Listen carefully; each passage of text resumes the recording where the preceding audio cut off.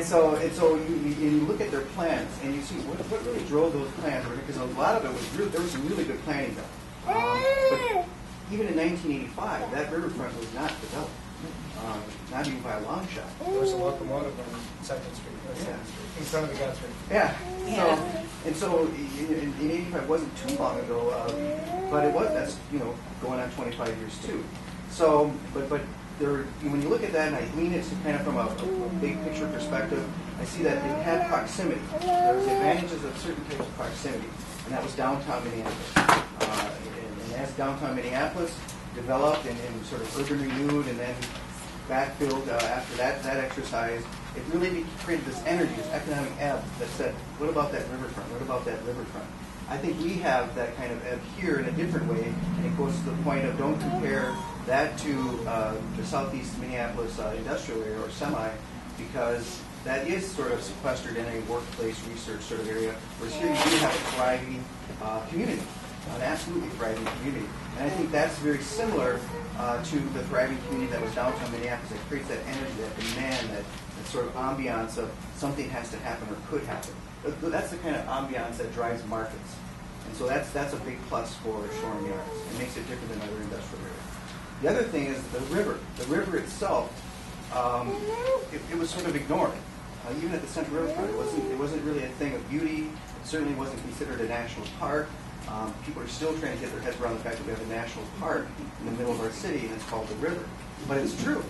But there needed to be that awareness, that drive, that sort of that magic of the river had to be recaptured and focused and broadly dispersed. And I think that those two combinations, the river, and there's only one of those, and the downtown, sort of that ebb of downtown, created the two sort of drivers of a vision that later became an economic game plan of many partners, many players. There was no one player that made the Central Riverfront work. Of course, a few front runners did some of the first heavy lifting. CSM and the Depot project was probably the seminal project of which others followed, if I'm accurately capturing that. Yep. Yeah, well, the first private player, the Park Board made a key contribution with the new road, and then the city played an interesting role, because what we ended up doing was buying a lot of property when we could, picking it up through we can't do that anymore, and then holding it, using it for surface parking, collecting revenues, and buying other properties, selling behind those surface parking lots. So we leapfrogged through the area over 35 years. In this case, with Shoreham, the best we can do is to, one, help them clean up the property, which is being done, preserve the roundhouse as best we can, because it is part of the appeal of the area, and then respond to market opportunity. Under current law, that's what we get to do. So if CP Rail will work with us in an RFP, as Kevin stated, we'll jump on that. We will look for market opportunity. And so I think one of the things that we can continue to do is restate, that insofar as the river is unique and sort of had a sort of magic to it, I think the roundhouse is unique. It's the only one in the city that was defined by rail development. It's the only one left. It's one of the few in the region. It has merit just on that alone. And I think, the structure, is cool. Just you have brick and curves. I remember the old Buren Buckskin building actually along the river where the Federal Reserve is now. Just something about that I always find very evocative. Others disagree. Some say, it's not, take it or leave it from an architectural standpoint. That part might be debatable. What's not debatable is the fact that this is probably, as far as the structure can do it, is the ambassador to a great story of a great industrial neighborhood and a great industrial city, Minneapolis. It's an ambassador to that. And that story, I think, and its sort of key role as a gateway to that story, makes it a unique and top priority from a historical perspective. That's my viewpoint. I know I've had many conversations with Jack Byers. I think the historical community echoes that. And I think, so what does that have to do with economic development, brick and mortar, getting things done? I think it's sometimes markets and visions are realized by something that's a little subjective, the sort of magic of what's the river, water culture, what's the big deal. But there's something about it that creates a subjective and therefore market influence that's positive. And I think we need to tell that story. Some people, the people that I know that are the third generation Northeasters know the story very well.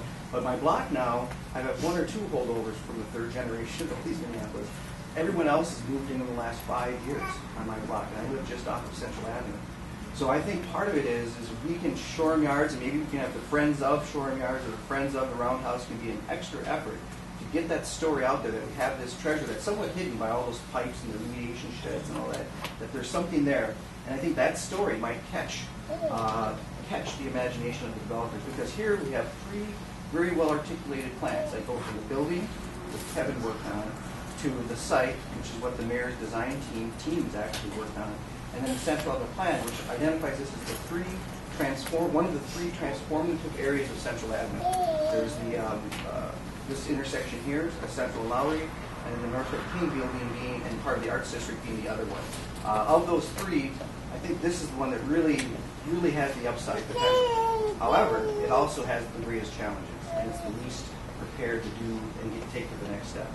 So, it's one of the things that I tell it to stick the tale that I'm telling now of the importance of the Roundhouse.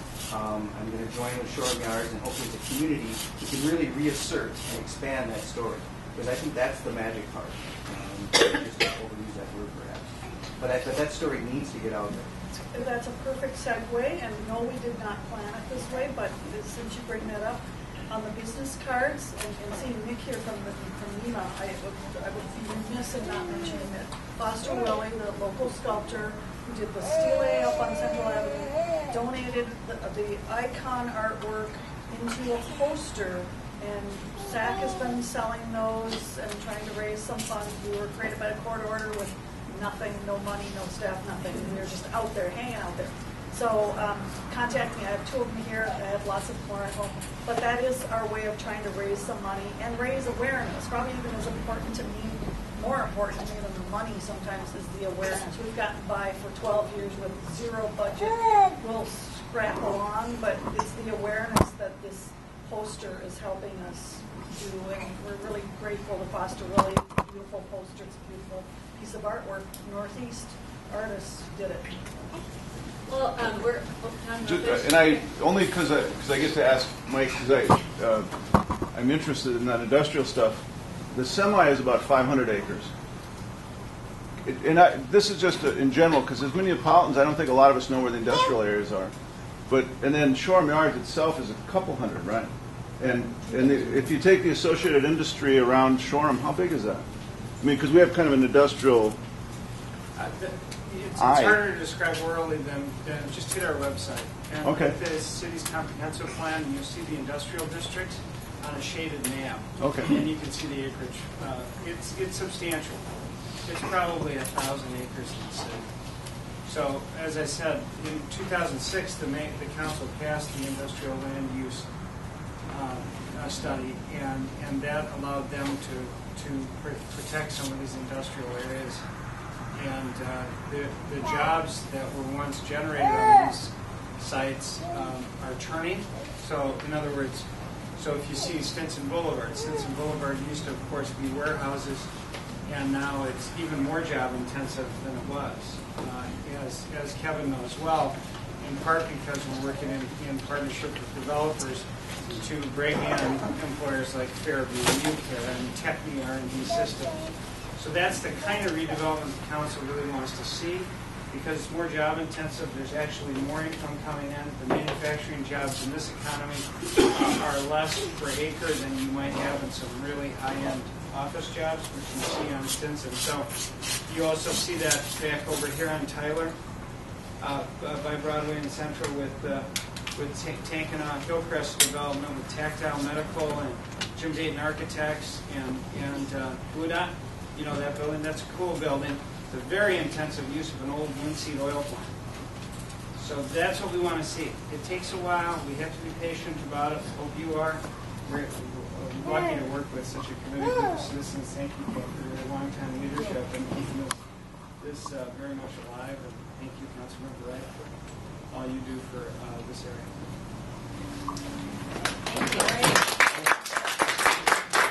Probably covered it. I've been working in this area for the last dozen years, and I just want to acknowledge to everybody here that you heard one of the best hour-long or hour and 10-minute presentations that covers a lot of ground really fast. And just acknowledge the work that Gail has done and the leader of the Shoreham Area Advisory Committee, and how she's kept at this for a long time, a long, frustrating time.